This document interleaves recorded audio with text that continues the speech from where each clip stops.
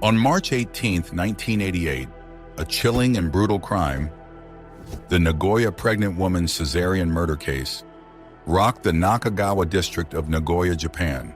The victim, Mitsuko, was a woman in the final stages of pregnancy. An autopsy later revealed that she had died from strangulation, caused by an external force leading to suffocation.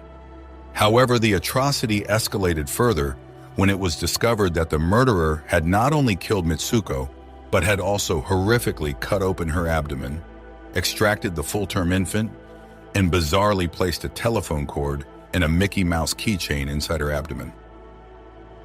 Decades later, this case continues to haunt Japan, both due to the sheer brutality of the act and the ongoing mystery surrounding the perpetrator's identity.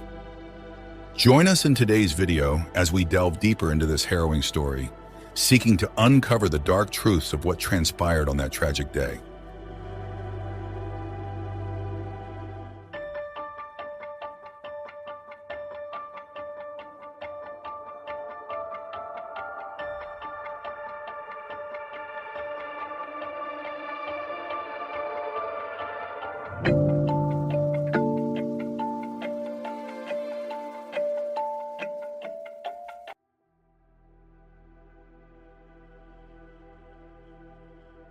Mitsuko and her husband, Moriya Shinichi, had embraced a quiet and harmonious life together, having been married for 4 years when they received the joyous news of Mitsuko's pregnancy. To fully dedicate herself to the upcoming birth, Mitsuko made the decision to leave her job, focusing on nurturing the new life growing inside her. The couple settled into a modest apartment in the serene Nakagawa district of Nagoya, where they prepared eagerly for the arrival of their son. However, unknown to them, the shadows of a dire calamity were inching closer to their tranquil existence. As the days drew on, the couple's anticipation was tinged with anxiety. March 18th arrived as a seemingly ordinary Friday for Moriya, punctuated by the routines of his workplace. Yet an undercurrent of concern ran through him. The baby was overdue, and each passing hour heightened their worry.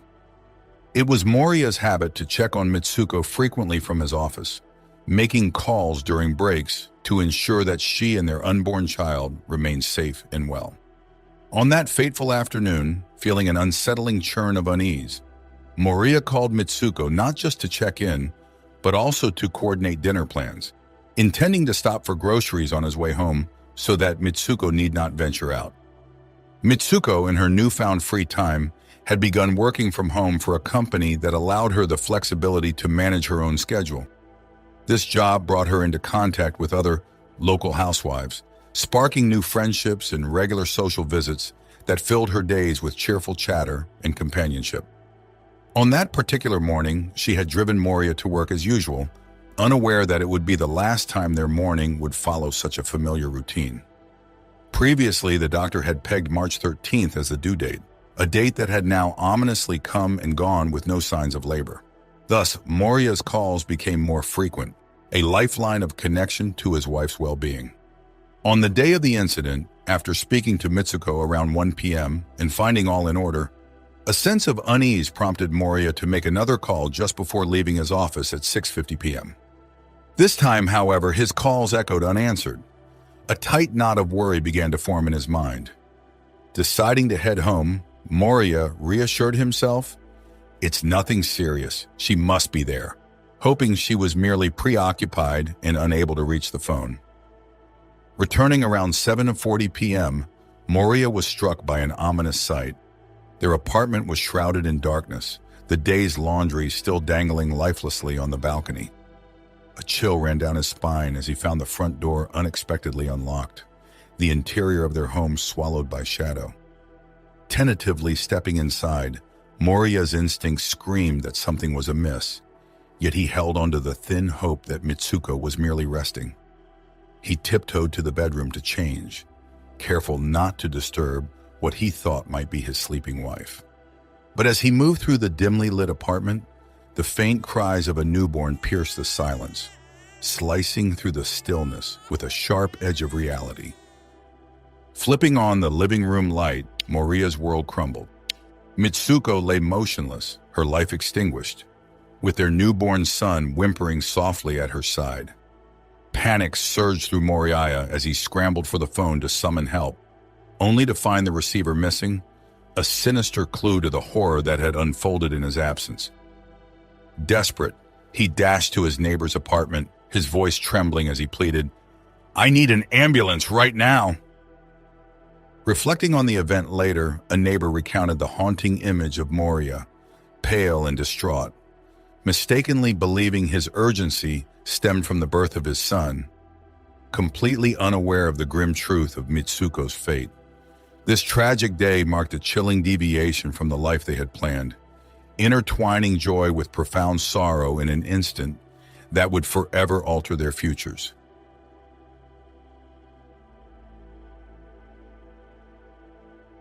Following a distressed call from a man proclaiming, "The baby has been born," 3 emergency responders from the Tomita branch office of the Nakagawa Fire Department hurried to the scene, equipped with clamps and scissors intended to sever the umbilical cord.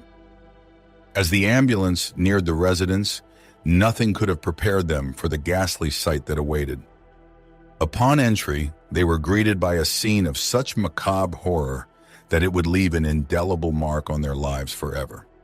In the southern part of the living room, a pregnant woman was discovered strangled by a telephone cord. More shockingly, her abdomen had been savagely incised with a 38 centimeters long wound. She was found supine, her hands bound, her body sprawled grotesquely across a sprawling pool of her own blood.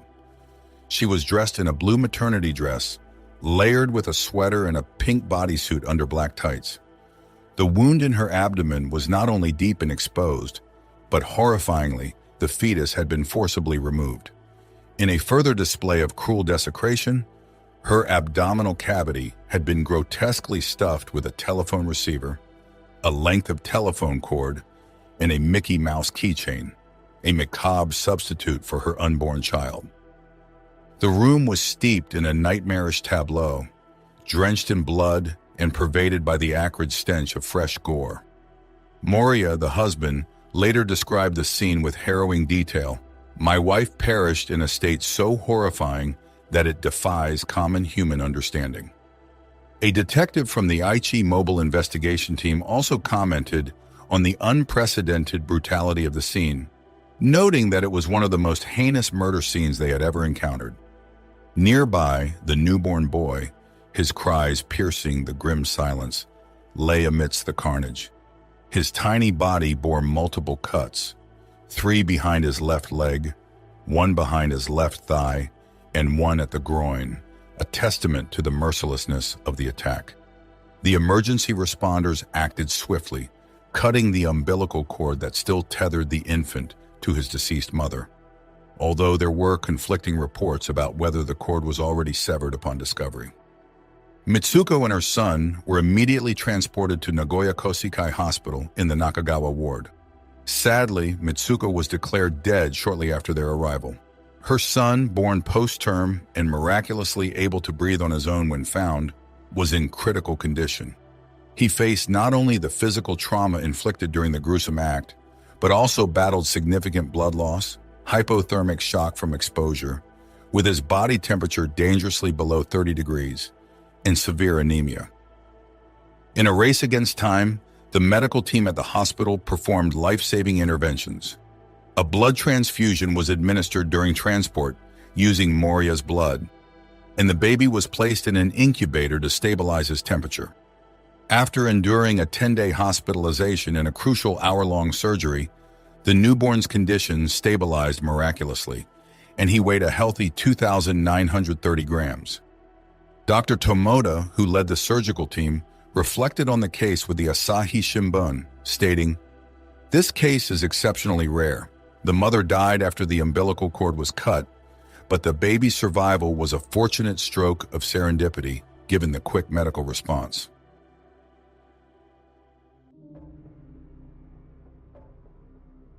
Revisiting the tragic day, the link between Mitsuko and her newborn was still physically manifest through the uncut umbilical cord that tethered mother to child. A poignant detail amidst the horror. What added an even more bizarre and ghastly layer to the scene was the discovery of the missing telephone receiver Moriya had been searching for, which was grotesquely hidden within Mitsuko's abdomen, along with a Mickey Mouse keychain. The investigation that followed unveiled that Mitsuko had been strangled to death using a nylon cord, a method leaving no traces of theft or typical signs of a violent intrusion. The crime scene was clinically clean of any fingerprints or signs of a struggle, suggesting a chilling precision in premeditation. The autopsy report presented a curious contradiction to Moriya's initial observations.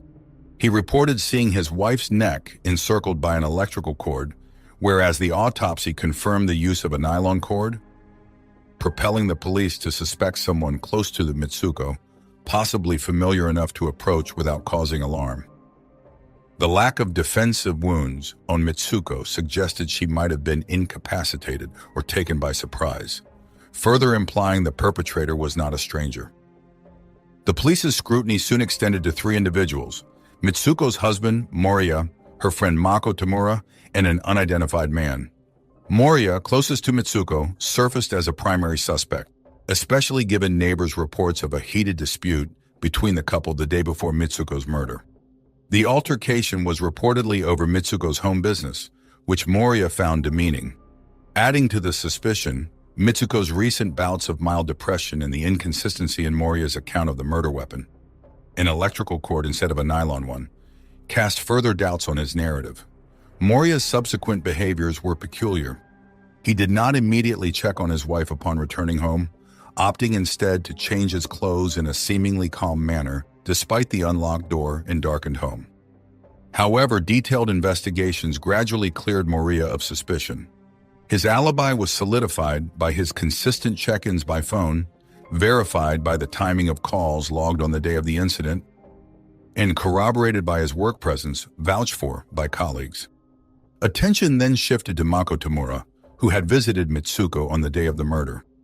Mako's account of her visit and the timing of her departure at 3 p.m., confirmed by her subsequent hair salon appointment, initially cast doubts on her involvement. However, forensic analysis showed that Mitsuko likely died close to the time Mako claimed to have left, which aligned with the timeline suggested by the undigested strawberries in Mitsuko's stomach, strawberries that Mako had brought as a gift. The mystery deepened with the testimony of neighbors who saw Mitsuko shortly before she presumably died, further complicating the timeline. A neighbor specifically recalled seeing Mitsuko around 3 p.m., alone after her visitor had left. This testimony, coupled with the absence of any physical evidence linking Mako to the crime scene post 3:0 p.m., shifted suspicion away from her. This left the police pondering the involvement of a mysterious third figure, a stranger seen fleeing the scene shortly before Mitsuko's body was discovered. Could this individual have been a mere burglar who stumbled upon a horrific scene, or was he the actual perpetrator startled into flight?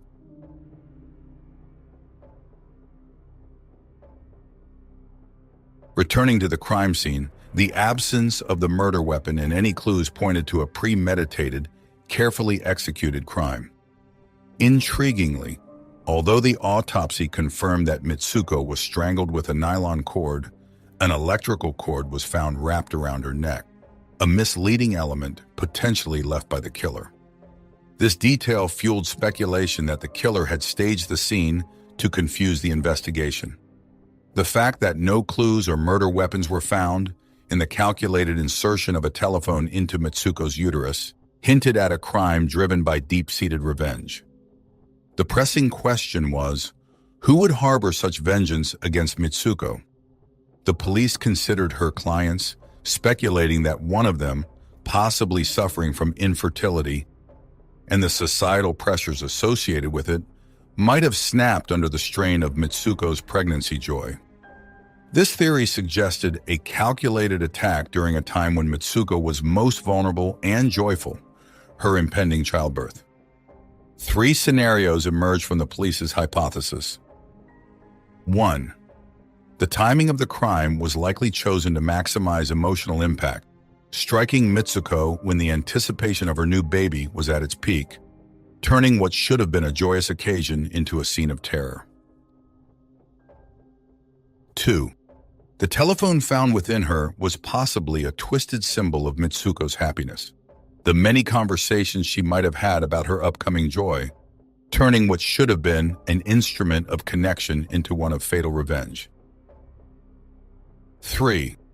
The methodical manner in which the murderer conducted the attack, possibly making Mitsuko witness the atrocity against her own body, suggested a deeply personal and spiteful motive.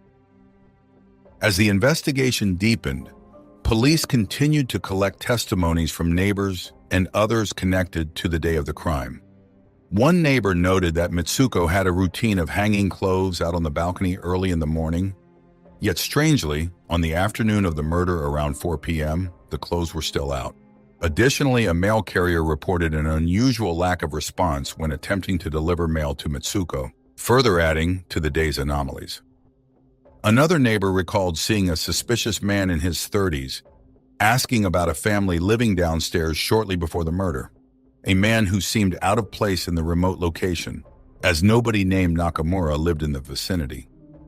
This added to the mystery, especially as two local schoolboys later described seeing a distressed man shouting and walking briskly away from the scene, providing a specific description that helped shape the suspect profile. Despite these leads, the police were forced to reconsider the possibility that the man seen fleeing was not the murderer, but perhaps a burglar who had stumbled upon the murder scene and fled in panic. This theory redirected suspicion back towards Mako, although subsequent verifications eventually cleared her of involvement. The unresolved case of Mitsuko's brutal murder remains a haunting enigma, leaving a chilling legacy of unanswered questions and a community forever altered by the dark events of that day. The only person who might know the truth, the mysterious fleeing man, remains a shadow in this tragic story, leaving the case an open wound in the heart of Nagoya's Nakagawa district.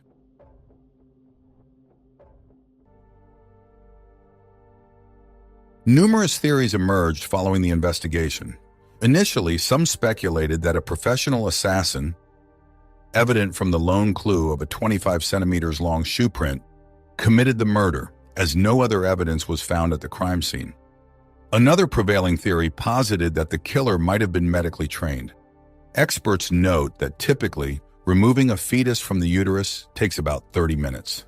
However, in Mitsuko's case, the procedure took merely 5 to 10 minutes, suggesting the work of an experienced doctor.